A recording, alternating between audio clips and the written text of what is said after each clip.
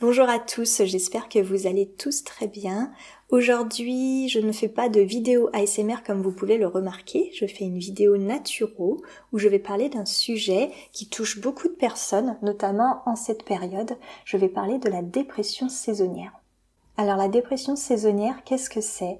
On l'appelle généralement la dépression hivernale, puisque les symptômes apparaissent au début de l'hiver et disparaissent normalement à l'arrivée du printemps. C'est un trouble de l'humeur qui est caractérisé par une baisse de morale, une baisse d'énergie, une baisse de motivation, des troubles d'appétit, des troubles de la libido, des problèmes de sommeil. C'est carrément les symptômes d'une dépression majeure, sauf que là, la dépression va se faire ponctuellement, c'est-à-dire elle va commencer vers septembre, octobre, et puis elle va s'arrêter vers avril quand le printemps arrive. Alors même si elle reste ponctuelle, il est important de s'en inquiéter et de trouver la cause et d'y remédier. Donc pour ça, la naturopathie peut vous apporter quelques solutions que je vais vous donner tout de suite. Alors on le sait, en hiver, les journées raccourcissent, ce qui provoque un manque de luminosité et un manque de vitamine D. Ça va venir troubler notre hypothalamus, la partie du cerveau qui gère les rythmes circadiens, c'est-à-dire les cycles veille-sommeil au cours de la journée et de la nuit. En gros, votre cerveau va produire plus de mélatonine, c'est l'hormone du sommeil. Donc la journée, vous allez vous sentir plus somnolent, plus léthargique. Et il va en même temps réduire la sérotonine, c'est l'hormone du bien-être. Et donc ça va provoquer des baisses de morale et un sentiment de mal-être général. Il y a une prédisposition génétique et statistiquement, les femmes sont plus touchées que les hommes. On ne sait pas encore pourquoi réellement. Moi, j'ai ma petite idée. Je pense que ça doit être lié au taux d'hormones chez la femme qui varie énormément tout au long de sa vie. Et donc peut-être que la femme est plus sensible à une baisse de sérotonine par exemple que l'homme. Bon, après ça reste qu'une hypothèse, ça n'a pas été testé, mais je serais curieuse de voir vos hypothèses à vous. Est-ce que vous avez des idées ou est-ce que vous avez lu des articles scientifiques par exemple qui parlaient justement de pourquoi les femmes seraient plus touchées par la dépression saisonnière ? N'hésitez pas à commenter et à me laisser vos petites suggestions et puis on pourra bavarder comme ça. Alors clairement, qu'est-ce qu'on va pouvoir mettre en place pour remédier à ce trouble, à ce problème qui nous ronge tous les mois de l'hiver ? La première chose à faire est de s'exposer le plus possible à la lumière du jour. Je ne sais pas si c'est possible pour vous, mais le mieux serait de suivre le rythme du soleil, c'est-à-dire de se coucher un peu plus tôt et de se lever au moment où le soleil se lève.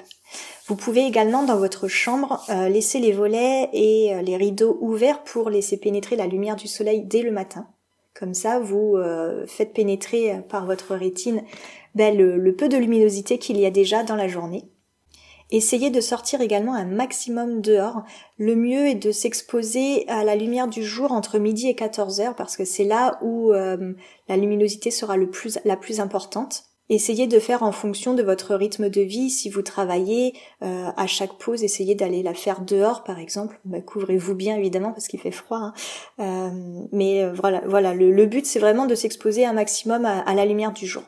Si vous vivez dans une région qui est peu ensoleillée l'hiver, je vous conseille de vous munir d'une lampe de luminothérapie. Je vous mets une petite image pour vous montrer à quoi ça ressemble. En gros, c'est une lampe qui va reproduire la lumière d'une journée d'été ensoleillée. Pour vous donner une petite idée, une journée d'été ensoleillée, c'est à peu près entre 50 000 et 130 000 lux. Les lux, c'est les unités de mesure de la luminosité, de l'éclairement. En hiver, c'est 2000 lux et quand vous restez chez vous, c'est à peu près 500 lux. Donc vous voyez la différence. Donc cette lampe-là va reproduire la luminosité d'une journée d'été ensoleillée et ça va venir réguler votre rythme circadien et réguler également vos neurotransmetteurs. Donc normalement, vous devriez vous sentir beaucoup mieux. C'est très efficace, en tout cas ça a été prouvé scientifiquement. Voilà, moi je l'ai pas testé sur moi personnellement, je sais qu'il y a certaines personnes qui sont sensibles et sur qui ça fonctionne vraiment très bien. Donc voilà, vous pouvez toujours tester. Deuxième chose à faire, vous pouvez vous supplémenter en vitamine D. Alors avant toute supplémentation, il vaut mieux passer par son médecin traitant, faire une petite prise de sang, voir si on est en carence ou pas. Si on n'est pas en carence, ça ne sert à rien évidemment. Mais c'est vrai que l'hiver, on est souvent carencé en vitamine D. Évidemment, il faut bien respecter les doses.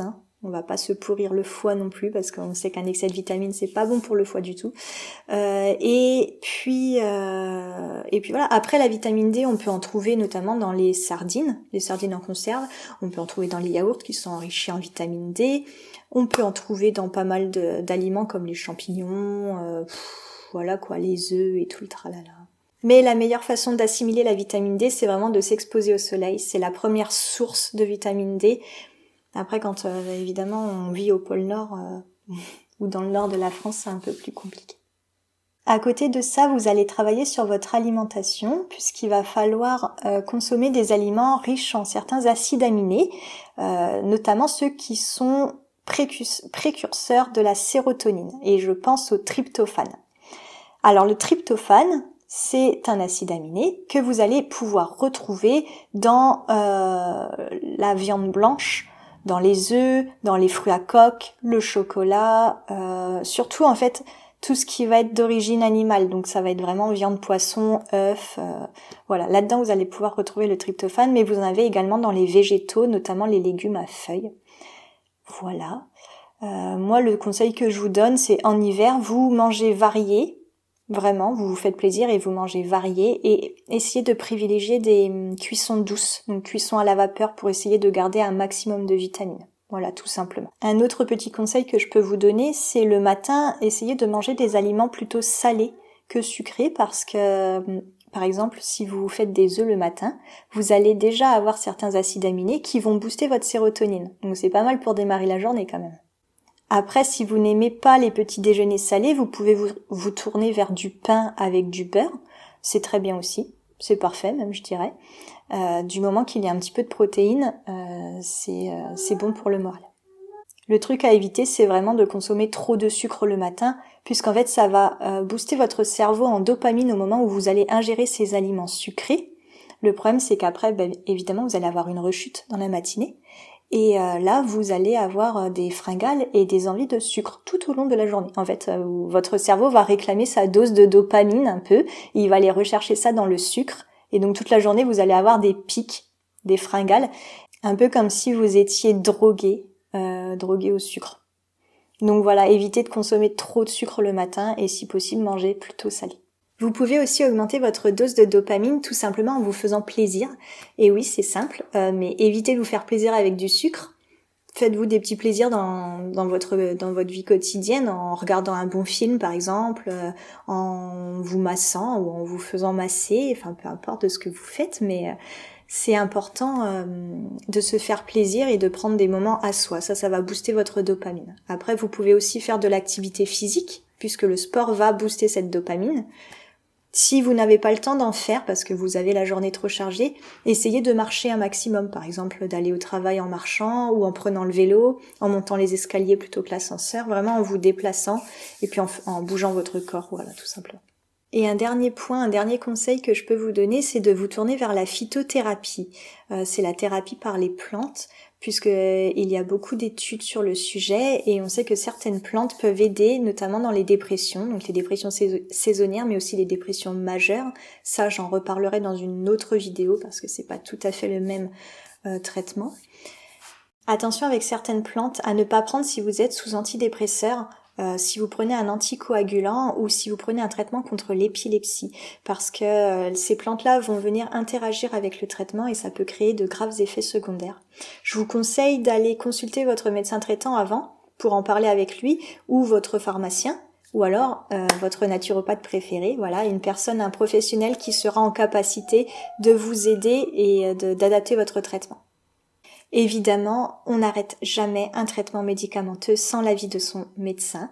Nous, en tant que naturopathes, nous ne sommes pas médecins, nous ne pouvons pas vous dire d'arrêter ou pas votre traitement, nous ne sommes pas en capacité de le faire. Nous, tout ce qu'on peut vous dire, c'est est-ce que cette plante-là va interagir avec votre traitement ou pas, donc est-ce que vous pouvez la prendre ou pas, mais jamais de la vie, on ne touchera à votre traitement si votre médecin vous l'a donné. Alors, quelques plantes qui sont très efficaces dans les états dépressifs, vous avez le millepertuis, je pense que vous en avez déjà entendu parler, c'est très connu parce que c'est très efficace justement. Encore une fois, attention si vous en prenez, si vous prenez en même temps un contraceptif hormonal, si vous prenez un anticoagulant ou encore si vous avez des traitements contre l'épilepsie, et j'en passe, donc là, consultez encore une fois votre médecin. Vous avez le Griffona qui est un précurseur de la sérotonine et il va venir agir sur les fringales et sur les compulsions alimentaires. Il va venir agir également sur votre morale en boostant votre morale. Il est efficace dans les dépressions sérotoninergiques tout simplement. Il est efficace aussi sur certaines migraines. Voilà.